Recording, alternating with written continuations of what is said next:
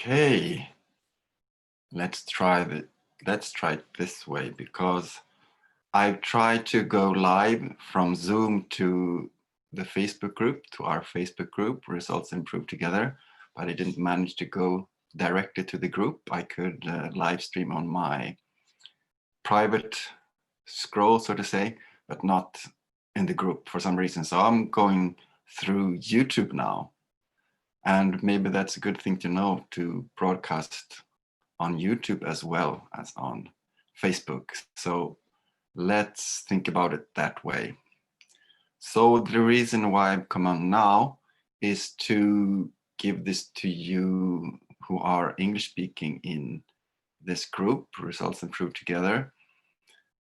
And because I know there are quite a few, maybe the majority of you have English as your first language, or if you don't have it as your first language, you might have some other language, but you know English. I don't know how many Swedes we are. We are a few. Anyway, I wanted to do this webinar also in English. I practiced once, but let's just wing it. Let's just try it and see how it goes. Hopefully you'll get something out of this. Yeah, so I'll start the slides now.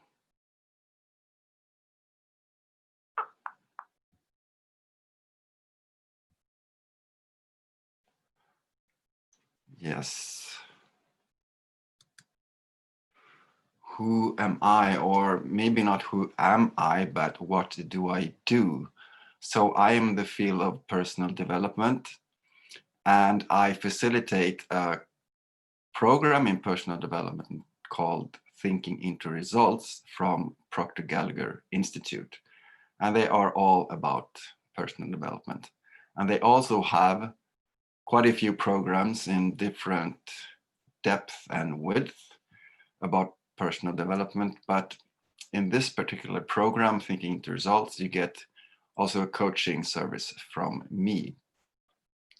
So if you have any questions about that, you can just ask them in the comments below. So let's start then. Yes, I don't have to explain this to you. You're in the group already, but this is what I usually start with. But anyway, I don't know your background or what you heard about this material, if you're familiar with it or not at all. So I'll just ask you to keep an open mind about what you're going to hear. Like, don't just close the door or slam the door because you don't recognize anything or you haven't heard anything similar before. Just keep the door a bit open, you know. It might be like this or it might not. And so also just try to focus, or this will be recorded so you can go back and watch it again, once again, or you can chunk it up, watch it several times. But anyway, just try to focus and try to, you know, put your cell phone or mobile phone on the side, because this is interesting information. And the Q&A box is on Zoom. So if you have any question, just post it in the comments below. I'll say from the beginning, I'm not totally, I have a sore throat. I'm a little bit sick, but I think I'll manage. I have my cup of tea, so I'll take a sip every now and then.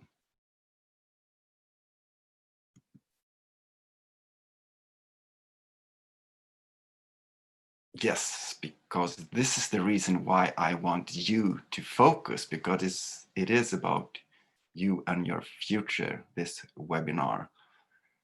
And I've written, the world needs your best I. And what do I mean by that?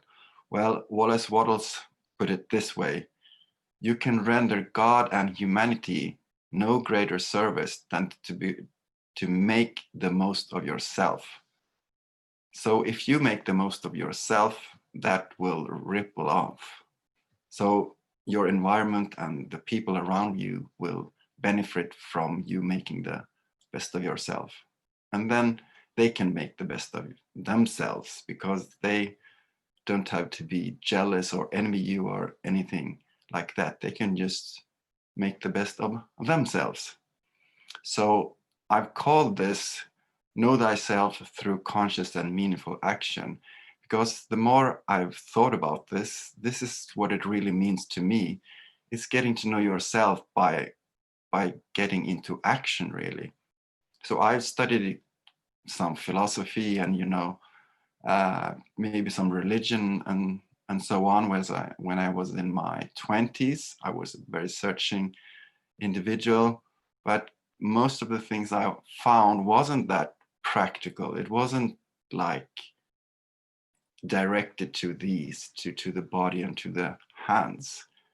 So I really missed that. And what I found in this was just that, what I've been looking for a long time. Because the starting point is really you and your desire and what you want to do. And the rest is just kind of tools for you to get what you want.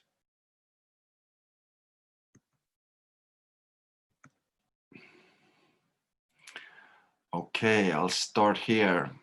Maybe this looks a little bit strange place to start, but I thought this was, to get some perspective of what a human is. So this is what I wanted to do, to show you what's alike and what's different.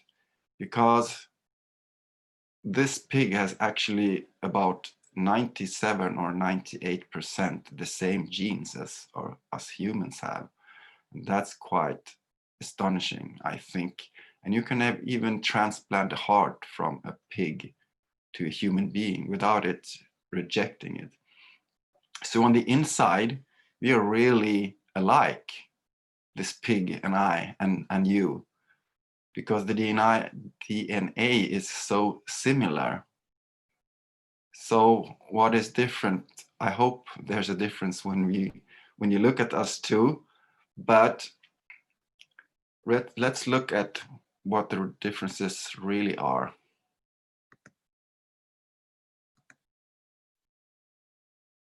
So this is where I represent the human race. So what do I have? What do we have that the mammals don't? So we have our hands, our thumb grip, and we have an erect position when we walk, and we carry our brain on a spine, and our brain is just so much bigger. We have more gray matter, and we can think. And I think it would be sure to say that the mammals cannot think the way we do. And I try to prove that. So this pig or any other mammal, even primates, don't have this development like we do. So I took this diamond with a lot of facets on it. And what do I want to show with that? Well, I wanted to show human advancement, looking at this masterpiece, this diamond with all these facets on it. What did it really take, to get to this? How did we evolve to get to do this diamond? Because if we go backwards, this is what the raw diamond looks in the raw state. So just imagine the first person who found a raw diamond and, thought about it. What is this? It seems really, really hard. What can you do with this? And, and the involvement or evolution until it got to this beautiful piece with these facets on it. Imagine the evolution just from the first human who saw this. What drives us to this? What do we use to get to this stage with this beautiful piece that is human? Because this is not This is just way, way, way above what a mammal can do. Only we can do this. So we are really unique on Earth to be able to have these capabilities. So what is it we have that other mammals don't? Well, we have our 6 mental faculties. I'll just mention these here because you can study these in depth for a long, long time. But I'll just go through them and you'll know what they are if you haven't heard them before. But they are perception, and that's the way you can look at anything in a lot of ways. And if you have 2 political parties, they will look at the same thing very differently. So that's perception, your point of view. And then we have the will. With the will, we focus, we can concentrate, we can, make a picture or an idea in our head and keep it, focus on it until and we've made it a reality, until we have manifested it. That's the will. And then we have reason. Reason is what gives us the ability to think at all. And that's our biggest capability as humans. And then we have memory. We can recall things from the past. And there are just weak and strong memories, but there are ways and techniques to improve your memories. And then we have intuition. Intuition is when you feel another person's mood or something. Or it can even be, if you get like an inventor, you can get almost a full idea that is almost, you just have to manufacture it and it will work right away because you see it so clearly. And then we have imagination, and that's just the powerhouse of all these mental faculties, because whatever we create, we do it through our imagination.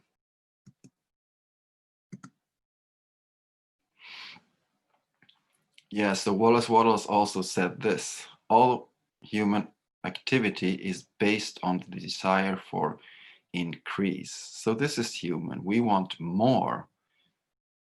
And if we look at this person has its current results, and they are on this horizontal line. But then we also, as humans, we have dreams and goals and visions. We want to do more, have more. And, we aim for more, we want more. And that's the thing that we don't see animals want the same way as we do. And if we are not growing, we are dying. So if we compare to a tree, I take a tree because I'm interested in the plant world, but the tree grows to a certain point and then it will just die. From there, it will die. It grows until a point and then it dies from there.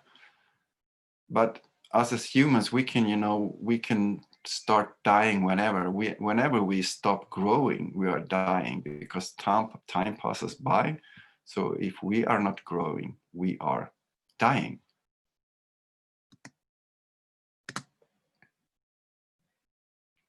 So I want to emphasize this a little bit more. So man always wants to be more, have more, and do more. We want to have and experience more culture, like art and music. So we make these beautiful music instruments. And then we want to have maybe higher education. We want to graduate from university, or we will always want to, maybe get more knowledge from scripture or from some holy texts, like spiritual. We are spiritual beings, so we're also interested in spirituality. And then we might want a freedom. we might want more time for our loved ones, our hobbies. We want to live in an open society, in a democracy. And maybe we also want a cool Ferrari, and, you know, also maybe more time for our kids, or, you know, our hobbies. And then I used the diamond again, like a symbol for human achievement, to make this masterpiece. We also want to, you know, wear jewelry and look good in a way. So that's also very unique human.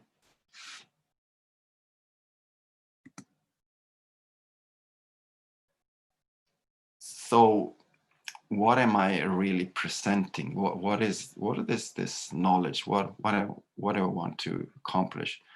Well, this knowledge is really nothing new in the bigger picture, because every inventor or every artist or whatever who has, you know, created something worth mentioning, or every human being that creates something, does it by the same principles, really.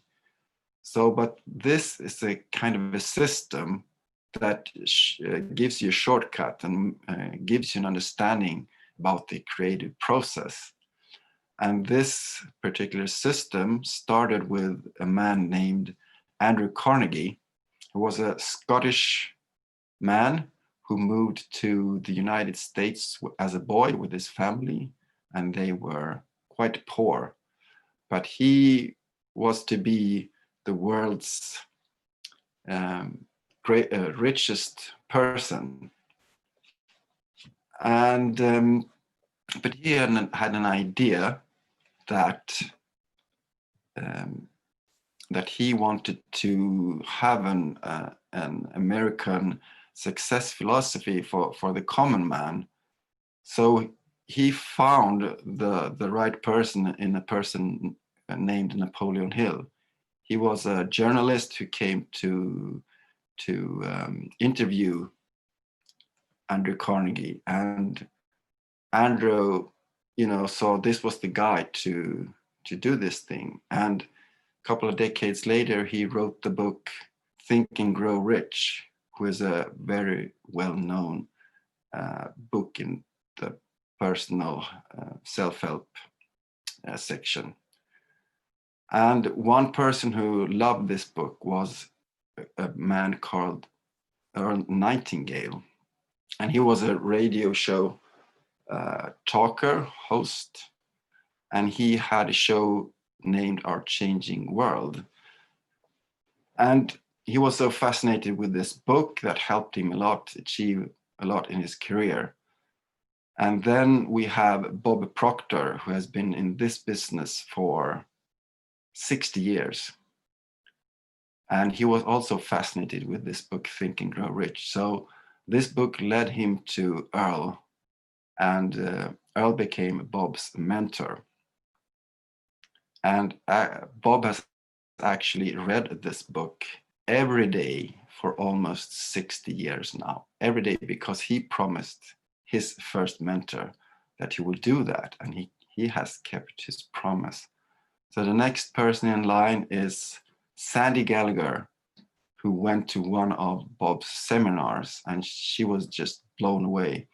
She was a business attorney, business lawyer, and she said it felt like someone had taken her head off, shook it around, and then put it back on, because it was just, she hadn't heard anyone speak like Bob did. So she decided to become his partner. So what I'm doing, this is not anything, well, I put my personal touch or flavor on this on these slides. But what I'm really doing, I'm just presenting this lineage of this system. And it's a proven system. So that's why you should listen to what I have to say. Not so much because of my knowledge, but because of the knowledge I am presenting that has proven its test through time.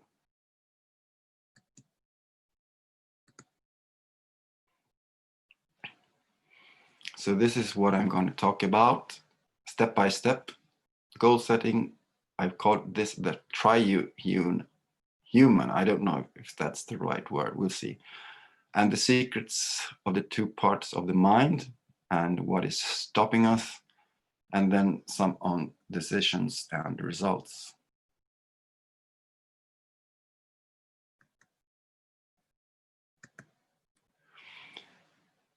So why do we set goals at all? Is it for any type of people? Are they just for athletes, or why do we set goals? Well, let's look on the opposite side first. What happens if we don't set goals? Well, there are just so many distractions these days, like electronical distractions. There are social media, there are email, there's the internet, there's commercial, there's advertising, and on the internet.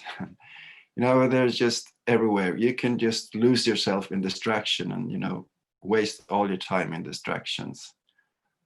So if you're not heading somewhere, you're just drifting, and it's easier than ever just to be drifting in this society and what's going on today. So Robert Heinlein said this: in absence of clearly defined goals, we become strangely loyal to performing daily trivia until we ultimately become enslaved by it. So this is one of the Facebook founders. He's since long left Facebook several years ago, but this is what he has to say about social media. The short-term dopamine-driven feedback loops that we have created are destroying how society works. No civil discourse, no cooperation, misinformation, mistruth. And it's not an American problem. This is not about Russian ads. This is a global problem. Yeah. He's a little bit ashamed that he, was one of those who started Facebook, actually. Yeah, so what is the meaning of setting goals? Well, it's kind of cliche, but it's to grow as a person. But what do I mean by this cliche? Let's have a look.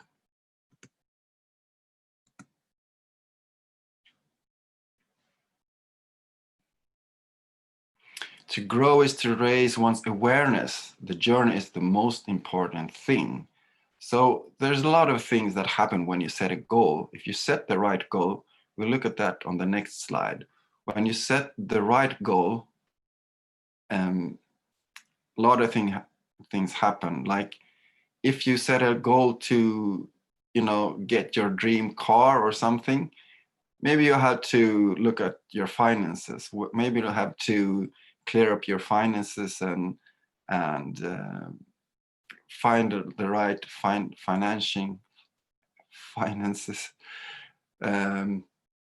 for be able to get the car, and you have to straighten things up. And you can also be inspired to take better care of your body. Maybe you start training, sleeping better, eating better, resting more. And also maybe your spiritual side starts to grow. Maybe you get more interested in yoga or meditation, or even the faith you have deepens, or you get more interested in holy wisdom traditions. And also the way you view yourself, your self-image, your self-confidence. Because if you know where you're going and you're not just drifting, you feel more purpose in your life. You're heading somewhere, you're heading towards something. And also on your way, you will most certainly need to acquire some skills or some knowledge. So you'll need that too when you go for your goal. And last but not least, if you're more in harmony with yourself, that will probably your people closest to you will probably notice that you're more in harmony when you know where you're going. And also you'll be in certain circumstances and where you'll meet new people, maybe you'll find new friends. Or so around goal setting, when you set the right goal, a lot of things will happen. So this is maybe one of the most important slides in the whole of all slides. So remember this one. This is an important one. The synergy effects from setting goals, because it's big and it's important. So how do you set the right goal? Well, challenge your imagination, I've written here. What do I mean by that? Well, we have 3 types of goals, and we have 2 axes, one that says scary and one that says exciting and motivating. And the A-type goal is just, within your comfort zone. You don't have to stretch much. You can do this. It's not motivating at all. So this is not the type of goals we're talking about. So then what? Well, we have then our B-type goal. And this is what we think we can achieve if, all the circumstances are right and things work out, then we might achieve this. But this is not motivating enough. This is not the type of goals I'm talking about that have these synergy effects. So this is the type of goals I'm talking about, the C-type goals. That is something that scares you and excites you at the same time, something you've never done before, that stretches your limits, of your abilities. And when you're thinking about what would be your C-type goal, you have to just let your imagination fly and don't limit yourself with any how. The how should just be left out when you're searching for your C-type goal. So instead, ask yourself, if everything was possible and it was impossible to fail, what do you want most of all? That's the way to find your C-type goal.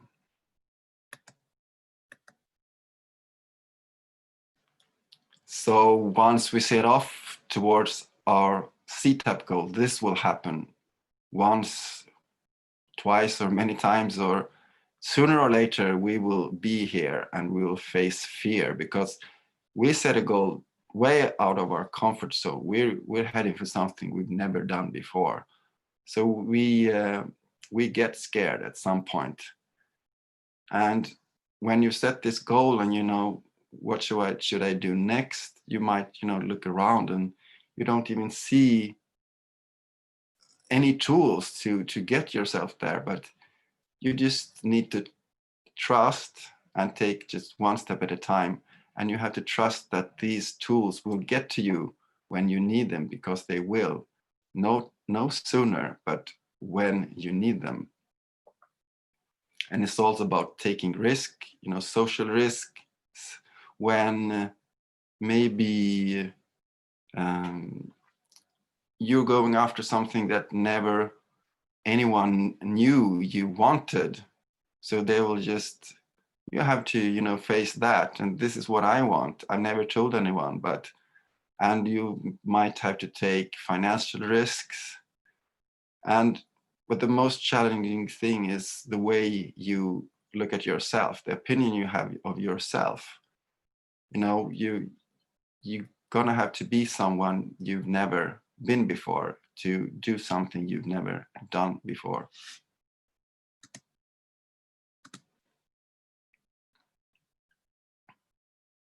So let's start from here. Let's start over.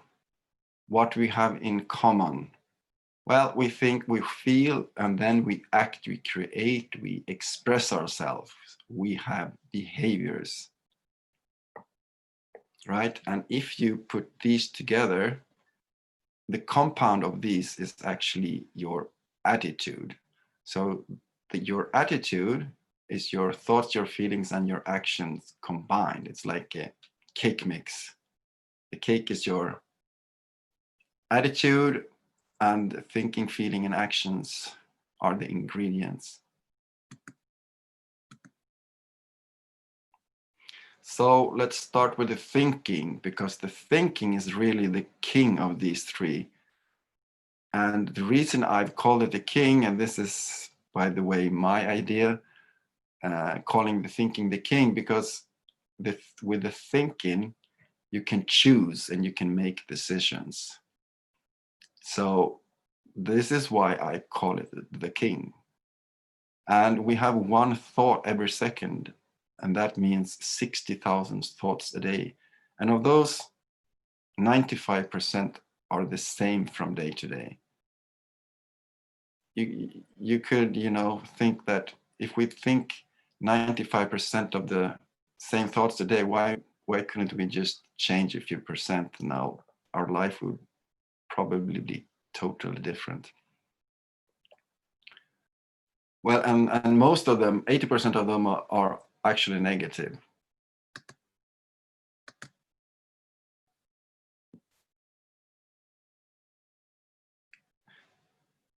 Yeah, so what are our feelings? Well, our internal world are our thoughts and our feelings. So they are the end point of our internal world, but the cause of the feelings are what the king, so to speak, or the queen decides to get involved with. The thoughts we get emotionally involved with, that's our feelings. So the thoughts upstream are the reason for our feelings. So then we step into the 3D world with our body. And with our body and our hands, we do actions and we have behaviors that creates results. So from our inner world to our outer world, to the world of senses, where our body operates. What are results then? What do I mean by results? Well, we all have a level of achievements so far in our lives. Could be where we go to vacation, or our economic status, or if we have a family or not, or our education level or whatever. This is what I mean by our results.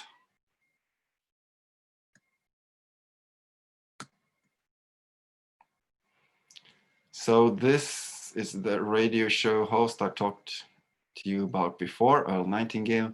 We become what we think about most of the time, and that's the strangest secret, he said. And I just want to look at that in the coming slides and see if that's the truth, if he is right.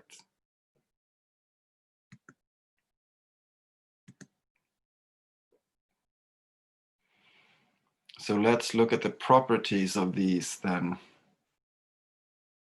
So only 5% of our thoughts, feelings, and actions are conscious. And the rest of them, 95%, are on autopilot or are subconscious. So our results are then also 95% of our results are the results of the subconscious behaviors that are subconscious. So even though the king has power, his power is very limited. His direct power is very limited. So let's look at our external world or our outer world. Yeah, so we all know what it's like to live in these times. And, you know, it's either change or be changed. And, you know, if you don't adapt and change and have the mindset, you know, follow the times and, you know, adjust yourself, you're going to be changed. So we have to have a mindset that is adjusted to change to kind of survive. Or like Alvin Toffler said, the illiterate of the 21st century will not be those who cannot read and write, but those who cannot learn, unlearn, and relearn. So we have to be prepared to do this at any time. Just throw out all we have learned before and just learn again something new.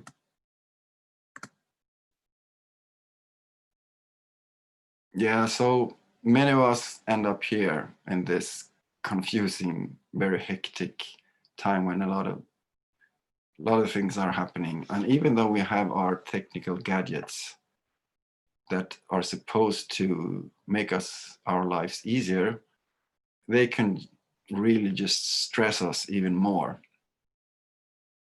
And what a lot of people are experiencing, they are experiencing a growing gap between where we are living, how we are living, and where we would want to be or how we want to live. There's a growing gap, and we feel very, very frustrated. Maybe we have tried to change a lot of times, or, you know, we made our best to make a change in our lives, but we fall back.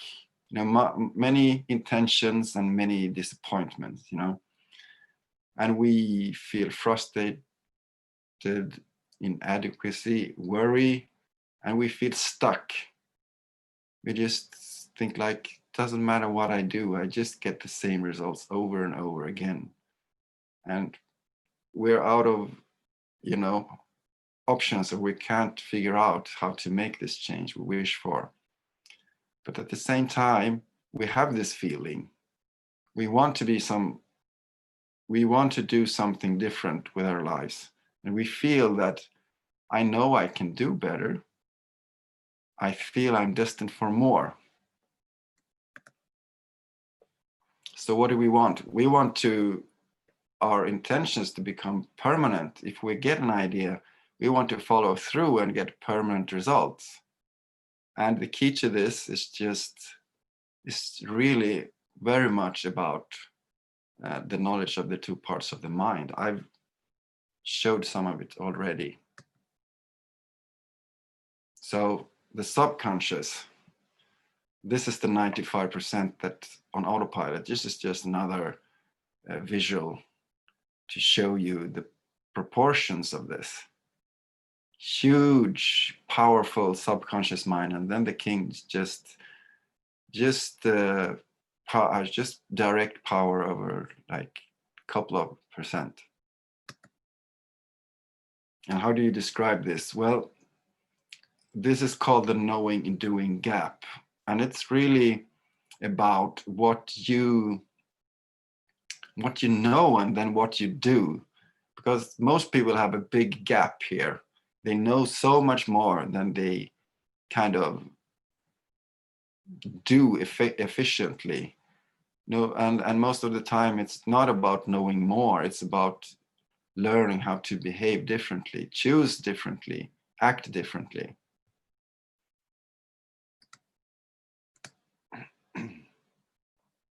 So let's work with a model here.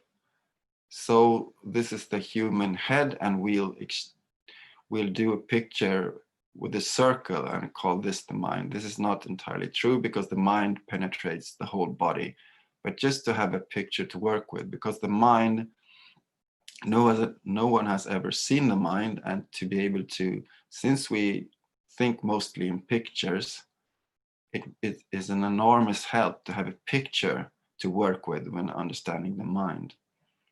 So we divided the circle in two parts, the conscious mind and the subconscious mind. And the conscious mind is the king, as I referred to it, the thinking mind. And the subconscious is 95% of the mind, really, that we've already seen, and produces 95% of the results as well.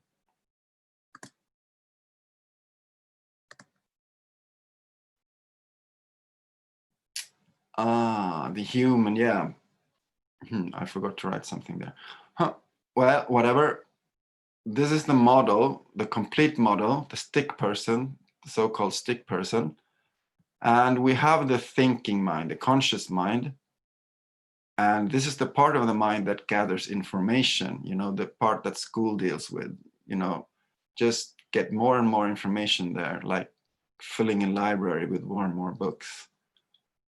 And this part can choose and make decisions, like I've already mentioned. And this part can also accept and reject something from the outside. You know, we could really, you know, reject any information about Corona, really, because you are the one who decide what to let in or not. And to the conscious mind is the five senses hooked up, our antennas into the outer world. So our seeing, hearing, smelling, tasting, and touching. And then we have our emotional mind, the subconscious mind, and this part of the mind gathers habits instead of knowledge. It's totally passive. It can only accept and repeat what is put in there. Like if you have learned to swim, you know how to swim. If you have learned how to write, you know how to write. You'll never forget it. It's just a program in there. And at the same time, imagination and reality is the same for the subconscious mind, because it has no way of understanding time. If you watch a horror movie and you get scared, your body and your chemistry will react as if it was a real threatening situation. And here is the cause of behavior. Like if you get scared, that's the subconscious mind that does that. Yeah, I just wanted to show this. Here is these crosses are the five senses. So the road to ruin. If you live just by taking in your outer world through your senses and let that determine the way you think, you will just get the same results over and over again. And that's the way a lot of people live. They live from the senses in, and that's what creates their thinking, and they'll just go round and round. So you want to live from your thought world first. You want to create something that you want to manifest, that you want to make a reality. So you live from the upside, from the thought world, down, and from the inside out, and not so much through the senses and let the senses dictate what you're thinking. You create thoughts and ideas. That's the human way to live. Living through your senses is more the animalistic way to live. So this is more of a human living, the way we should live.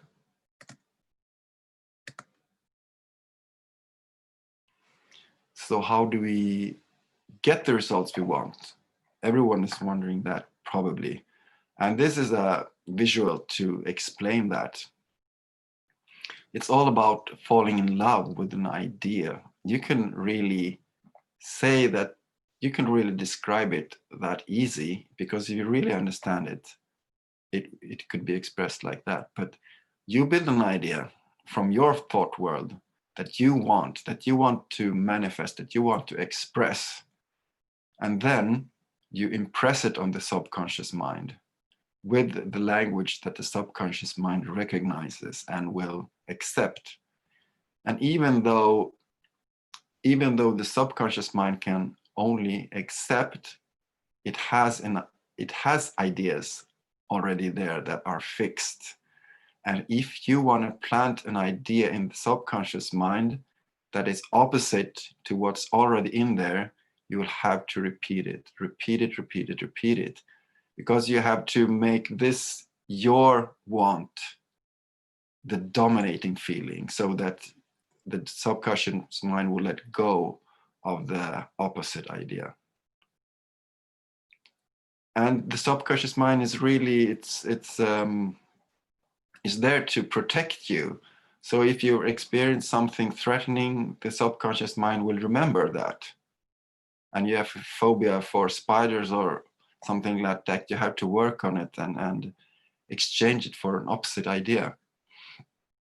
So repetition carries conviction. And this is really the model to get what we want. If you understand this model, you're home free, or what do you say?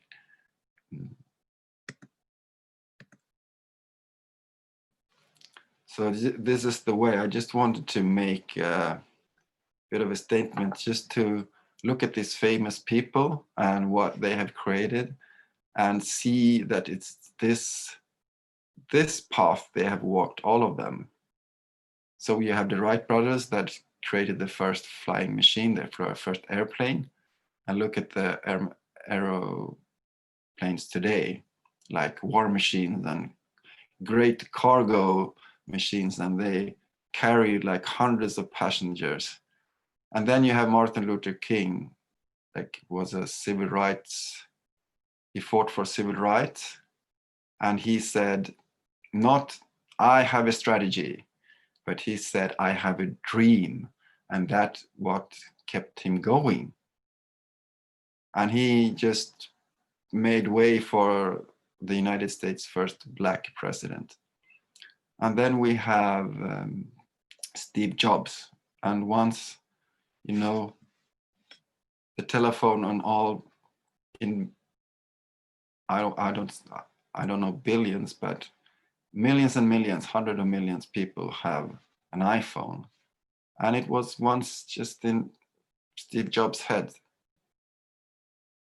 And you're not different from them. You have the exact same procedure going, whether you are aware of it or not. So you're in constant creative mode. Your dominating thoughts also move into form. So looking back at what Earl said, that's really it. He was right, but you need to understand the role of the subconscious mind, because that's the part in between manifestation and idea.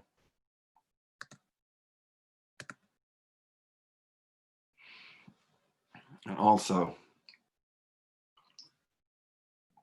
we must dare to believe. No matter how many times we've failed in the past, we must dare to believe again. Repetition carries conviction. Repetition carries conviction. Repetition carries conviction. So repetition, right? And we have to believe that we are enough to create the life we want. Just hoping or wishing won't do it.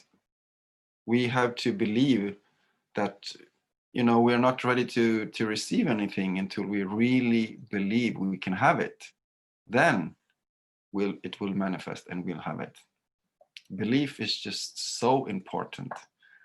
That's the one thing I've learned when getting to know this material.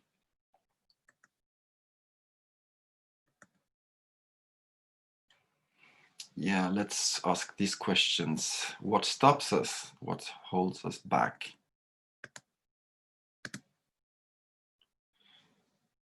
So we're programmed from early in life to behave in a certain way. We are conditioned.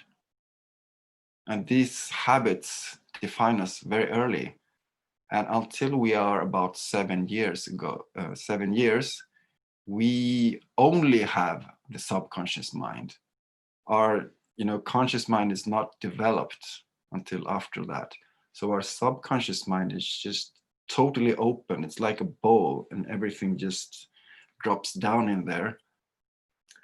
Like moods and thoughts and behaviors and media, everything that happens around a child it just absorbs into the subconscious mind, that it records everything that goes on around this child. So yeah, so we mimic our surroundings as well. We mimic our parents, but you know, a lot of things that we don't understand why we do, and certain opinions we have, we don't even know where they come from, but they can come from generations back. So we inherit, you know, good habits as well as bad habits. A lot of habits are very limiting, and we can actually fight to keep them, how strange that might sound. But a belief is just a thought repeated many times. It can be changed.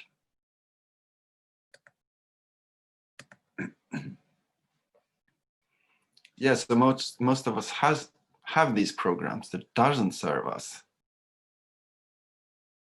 So it can all be in your head. But if someone has told this horse 1,000 times that it can't move from this chair, you know, the horse will just try to, you will eventually believe it, just like us.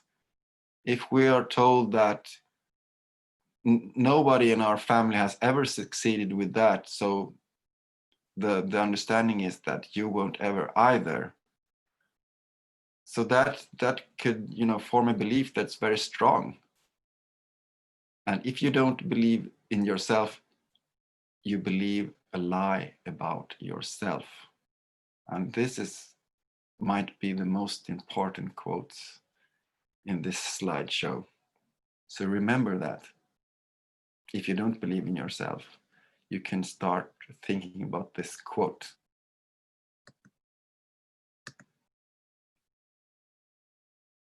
So what are our abilities and capabilities? This is just a quote from Steve Bowles. God's gift to you is more talent and ability than could ever possibly be expressed in your lifetime. Your gift to God is to develop as much of that talent and ability you can in the lifetime. So think about that. You have enormous capability and potential.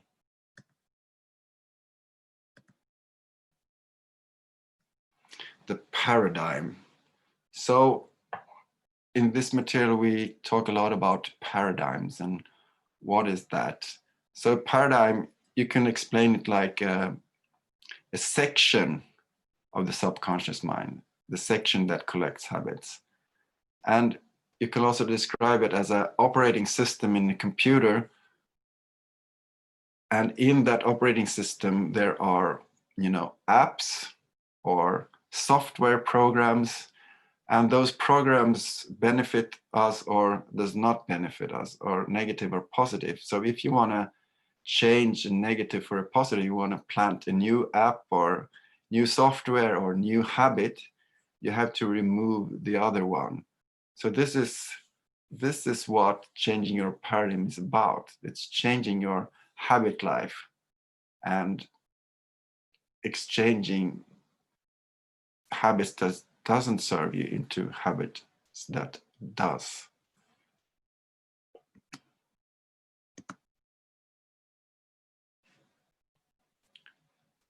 Okay, we have a mental faculty that's called the will, like I showed you before.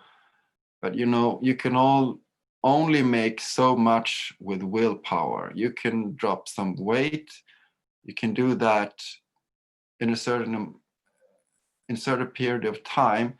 But if you haven't changed the self-image that says you are an overweight person, the self-image will just see to it that you will gain weight again.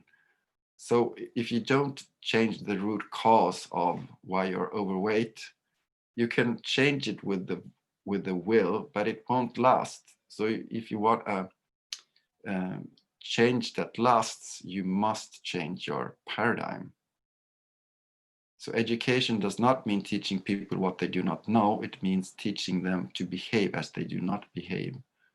We don't need more knowledge. We just need to know how to behave in a different way.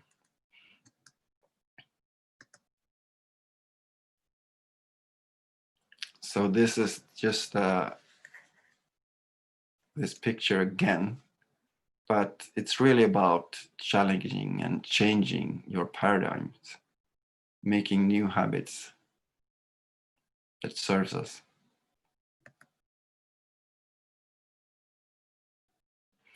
Yeah, how to change your paradigms. That's really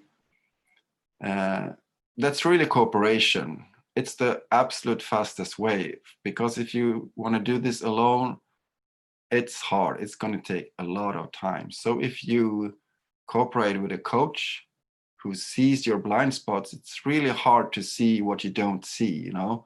And if someone can help you see it, you're saving a lot of time.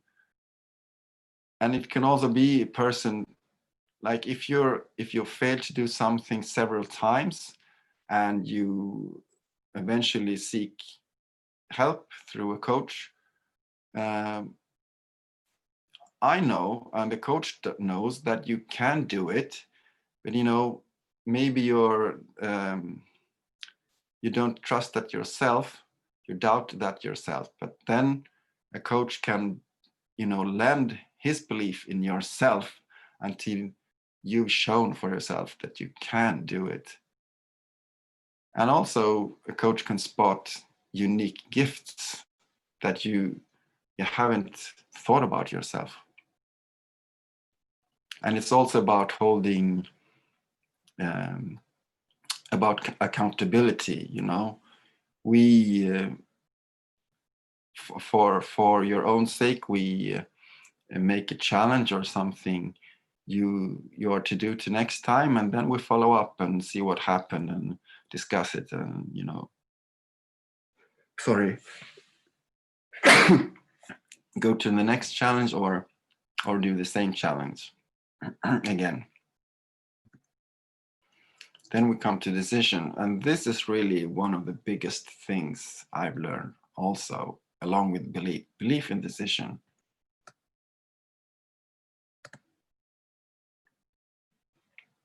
So this is so true. A committed decision, the starting point of all change. And as you know, of course, your life is formed of decisions. And really getting good at, or even getting aware of how important decisions are will change things, which can change things radically, because it does affect all areas of your life, your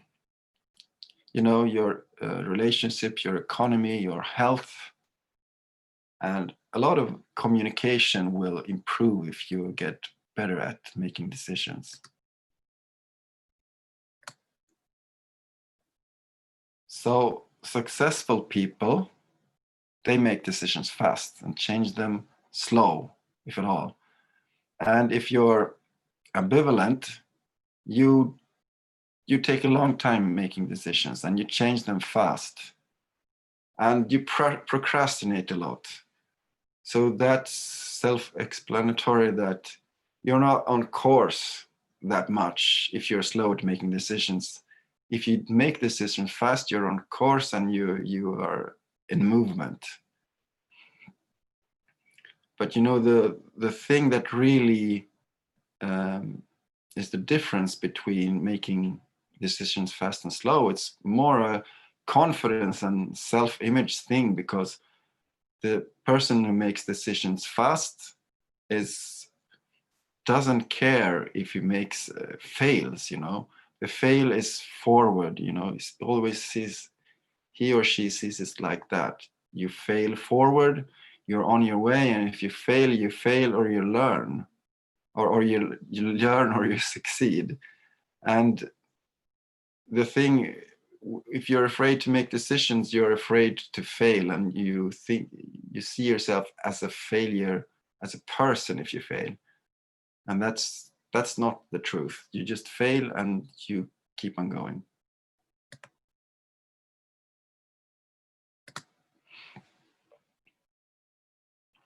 So this is a decision. This is a true decision. I just wanted to show you this as a model, because a decision, a true decision, a committed decision takes courage. And this is what Kennedy asked Wernher von Braun. He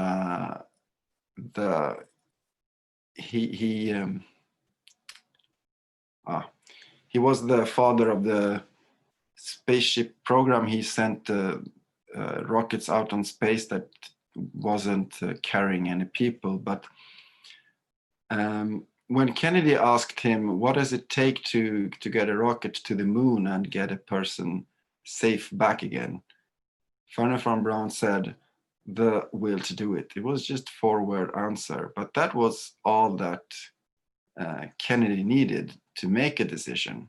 He wanted it and he made the decision.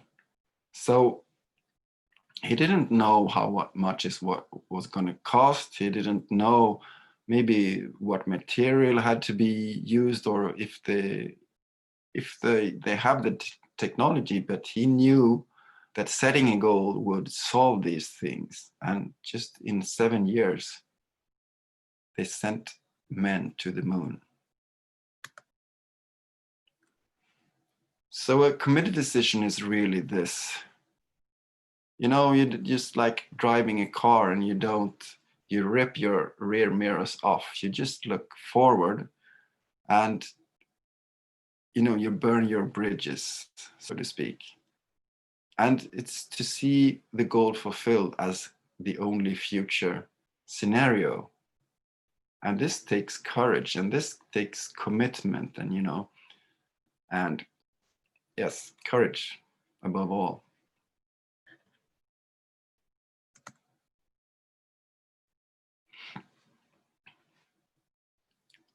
All of you know this, but it's just a reminder that whatever has brought you to the place you are today is a result of decisions you've made.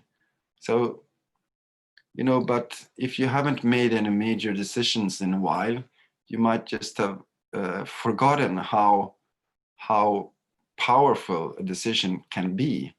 So if you are unhappy with something, or you want to change something, just one decision can make your life totally different. So it's just a reminder somehow, if you feel that you're not happy with something.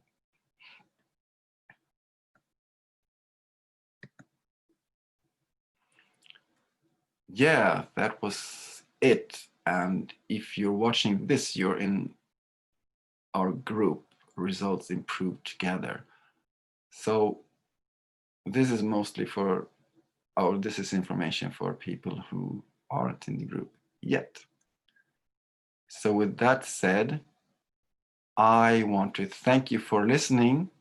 I just wanted to do this in English. I wanted to share this information with the people in the group, so it could be watched there as a recorded version if you want to know more about what I'm doing, and also about a very exciting information about how to create stuff and set goals and those kind of things. Well, you know what I've been talking about. So I'm going to continue doing these webinars. So this was my first in English. I'm going to work on a couple of different subjects. We'll see. I'll make them in Swedish first and then probably in English as well. But I thank you very much for listening, if you're with me still. And I wish you a happy evening, a nice evening, or a nice lunch, or a nice morning, or whenever you're listening and watching this. So thank you for your time and for your attention. Have a nice time. See you.